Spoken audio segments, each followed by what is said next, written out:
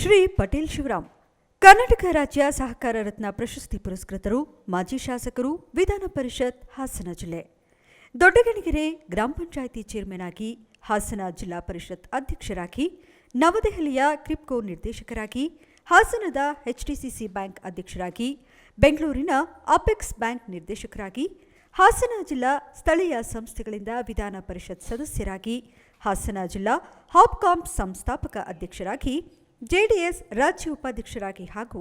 ಕರ್ನಾಟಕ ರಾಜ್ಯ ಸಹಕಾರಿ ತೋಟಗಾರಿಕಾ ಮಾರಾಟ ಮಹಾಮಂಡಳಿ ನಿರ್ದೇಶಕರಾಗಿ ಸೇವೆ ಸಲ್ಲಿಸಿರುವ ದಿವಂಗತ ಶ್ರೀ ಪಟೇಲ್ ಶಿವರಾಮ್ ಅವರು ದೈವಾಧೀನರಾದರೆಂದು ತಿಳಿಸಲು ವಿಷಾದಿಸುತ್ತೇವೆ. ತತ್ಸಂಬಂಧವಾದ ಉತ್ತರ ಕ್ರಿಯಾತಿಯನ್ನು ದಿನಾಂಕ 26/1/2025 ಭಾನುವಾರ ಮಧ್ಯಾಹ್ನ 12 ಗಂಟೆಗೆ ಮೃತರ ಸ್ವಗ್ರಹ ದೊಡ್ಡಗಣಿಗೆರೆ ಗ್ರಾಮದಲ್ಲಿ ಏರ್ಪಡಿಸಿರುವುದರಿಂದ